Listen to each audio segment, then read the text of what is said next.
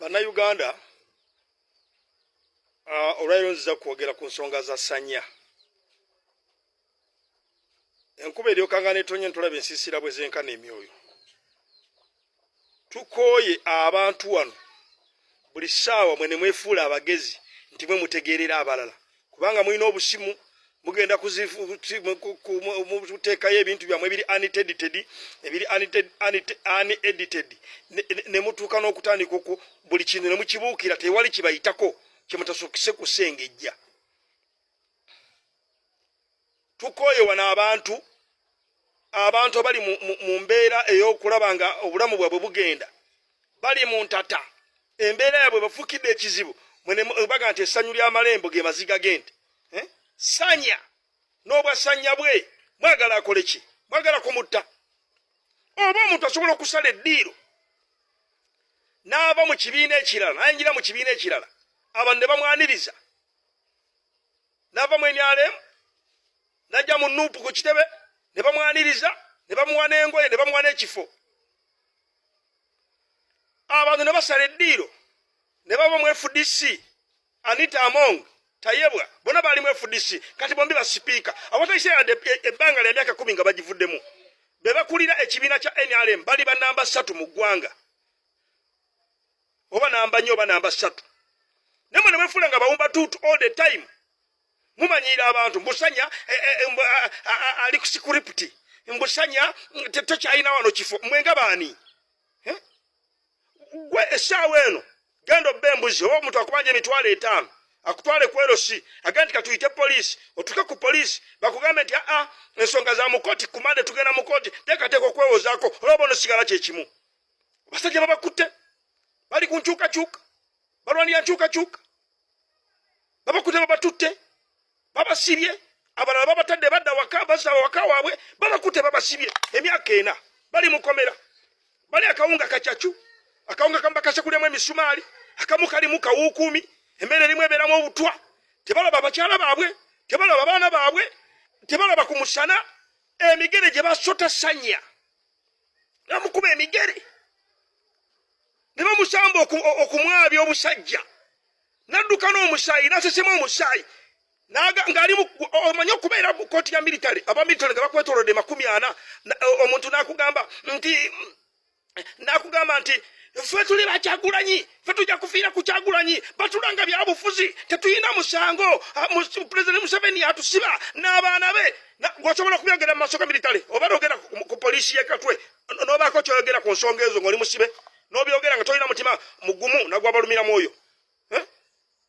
Omusajja akugambye nze genayogera bankaka, saabyogera siwagira Pulezidenti Museveni, siwagira NRM, ne mubeera mutandika okusindika amanyo eya sikuli n'alabye kino kidde mayite family. Simanyi bakwatisa sikuli fiti kino kikatongole, simanyi omusalafu, simanyi ani. That arrogance and that nonsense.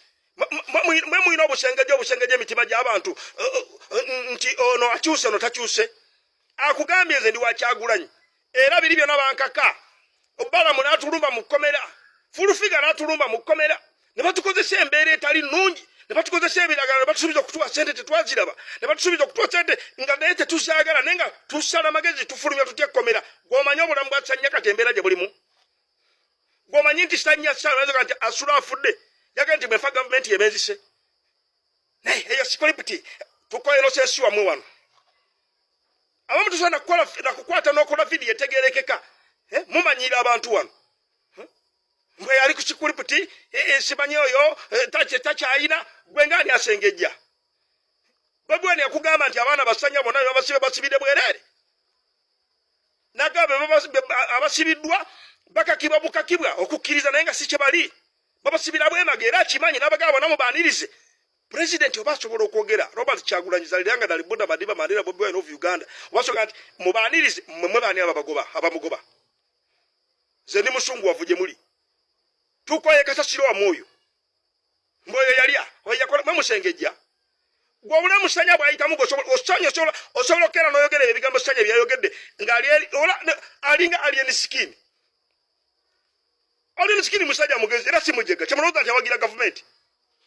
Mpuga bwe yamuyita ng'agenze okutongoza akabiina aka pressure group ke kalusima bakabiina ka Democratic Alliance ebigambo byasooka kumufuluma mukama ffe nga balina intelligence quotient etegeera deeping inside awo olunaku lwenategeera nti alien skin tawagira Mpuuga era n'abamukozesa tabawagira yagaa nti bannange omubbi wa Kasimu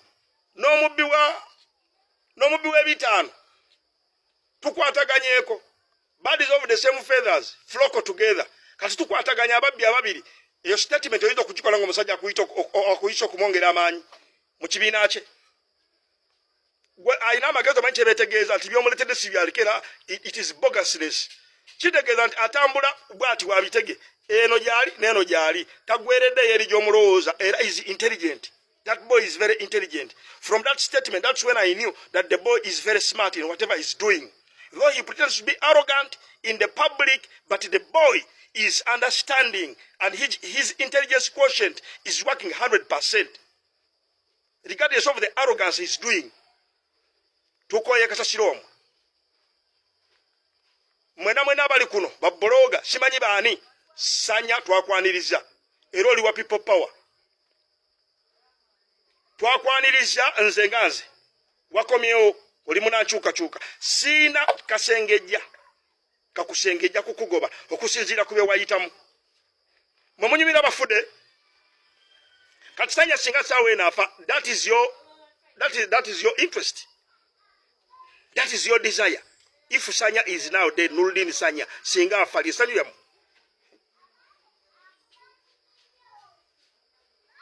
tukwaye kasasiro wamwe simwe musengejja wano Sima mwina akapima. Mwabamu temusobola kukola Sanya byakoze byakolera struggle eno. Mwabamu temusobola nakubera n'omutima nga Nuruddin Sanya byakoze. Wala okudano kujja mbuko kusesemera ku mutimbagano because you can pick the phone and talk. We are tired of your arrogance. Abamu temena temukolera bantu bamwe. Mwaza ndi people power, ndi wanupu. Ngaba kubuza ku ground abamu nupu bakolera ki. Talking, just mere talking is not enough. What have you done for the people? Jova. Tukoye arrogance wamwe. Nuruddin Sanya mumuveko president yagamba ndi mubasonyiwe ne bwobeera gwe nkugambye gwe bakutwale nti nkutute wa chairman kampite police olabe zosibye ku kikondolo botazijjayo ne ziri mukakebe akekabaawo kabateka wansi w'ekitanda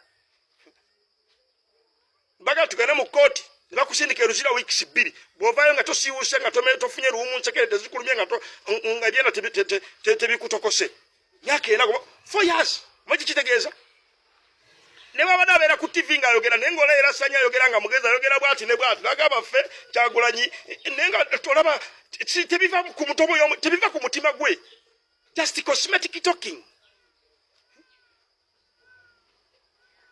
mwabali kuno abefula ba NUP muve ku bantu tukoye kalimbwe wamwe bemugera mumanyira wana abantu oyo ali ku script oyo toyina kyo tugamba Wachanda so kwogera bintu kumudumu kwa mundu ndibuta kyogero gena kufa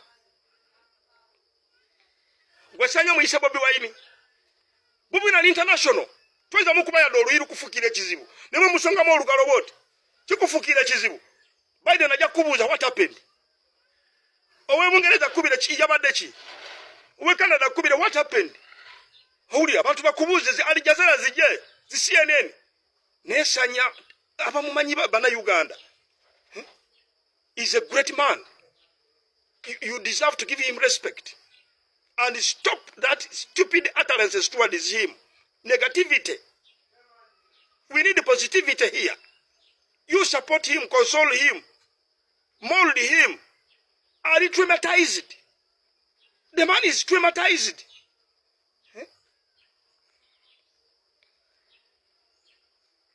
Mukabanga Robert Kyagulanyi Zairanga dalibona Madiba Mandela. Fabamu tuli banyivu. Abavubuka okwogera ennyo mujja kutabula wano. We are tired of you. Tukoye byemwogera, tukoye. Sanya mumuleke atulentende abukale agetinge rehabilitated. Aberenga omuntu. Tulinde Katonda kyana amusalirawo. Sanya tuli mabegawo. Tuli bamativu. Ntembera gye wayitamu abamu bagira bange y'omuzanyo. Kugenda kutwale bakusiba emyezi mukaaga gwe. Kama bankumira takumira mpera. You rehabilitate the boy, the traumatized man. to become a born again, to become a normal human being. Tukoye.